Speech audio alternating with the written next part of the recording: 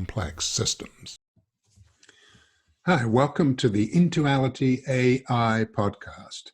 Today we're going to continue to look at the coronavirus COVID-19 predictions. I'm Dr. Howard Rankin, and again, I'm along with the founder and chairman of IntualityAI, Grant Renier. Hi, Grant, how are you doing? Okay, still a lot of hard work collecting the data that's coming in from the United States, lots of different organizations, and from the rest of the world as well. So I think we're ready to give a good update. Good, so let's go. Okay, so the first thing I'm going to go to here is a chart of the predictions of the COVID-19 for the United States rate per day projections. And this starts as of today, which is April the 11th, and goes out for about 60 days, I think it is, till May 29th. This shows on the y-axis the number of cases per day. And you can see that it's jumping around the 42,000 per day rate.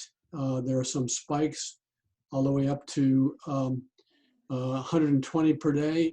And then maybe this is a good omen, or maybe this is a good projection in that it's projecting a decrease somewhere around May 25th. Right. And again, when we're talking about infection rates, that is really dependent on the number of tests that are being done. So that is a variable we really can't predict at this point. We assume there's going to be more testing, but we really don't know.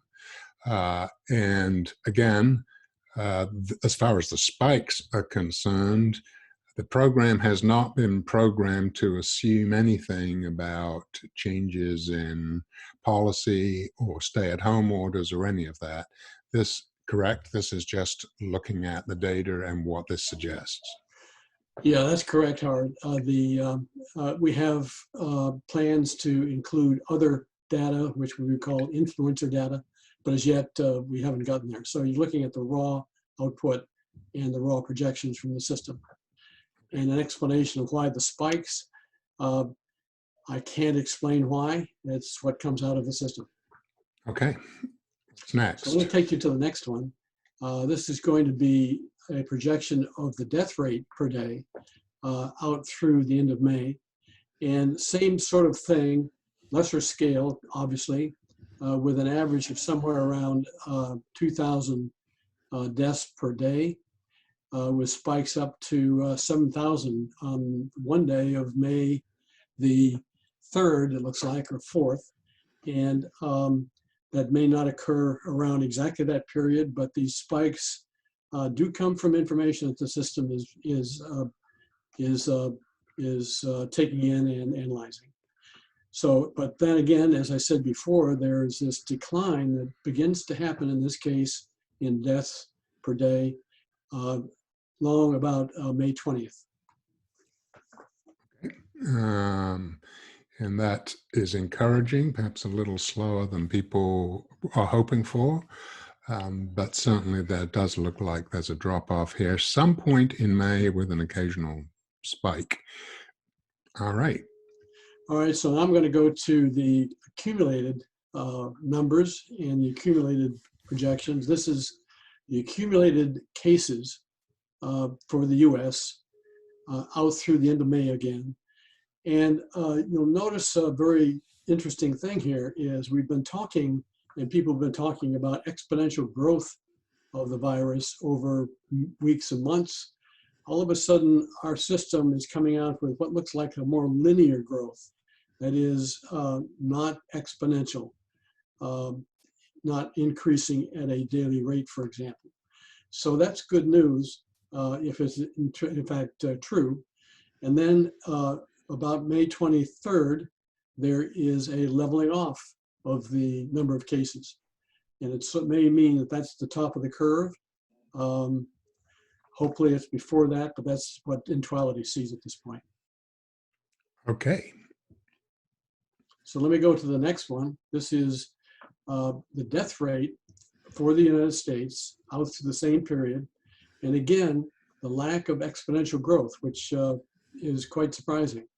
And it continues through the linear growth, the straight line growth, goes out through May 19th, and with some jumps and squiggles, but pretty consistent. And then it levels off right around May 19th.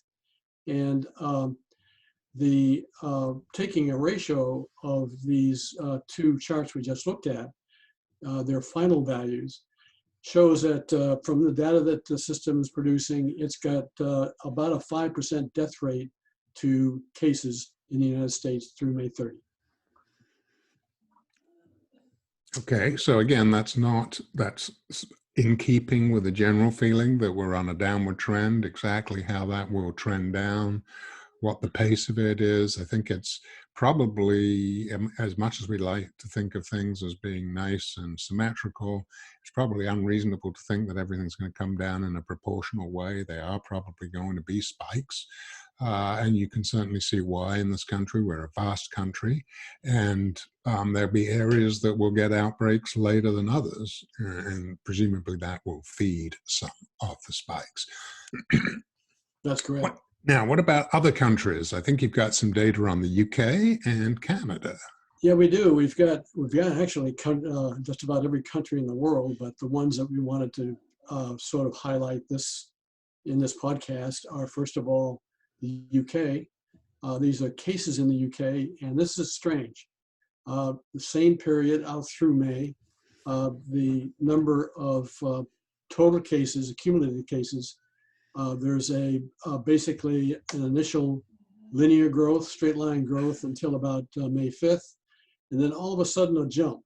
And I don't know why that occurred, but that's it may have something to do with their reporting procedures that come from the data that has been produced by, that has been fed into the system.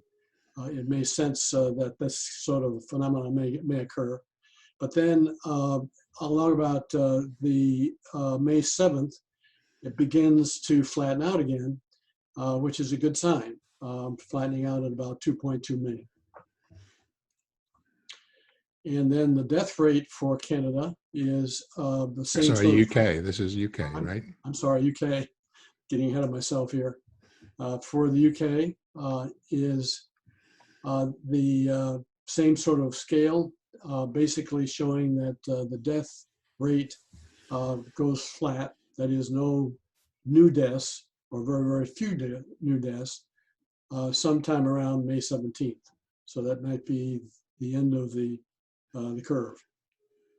Right. The next one is Canada.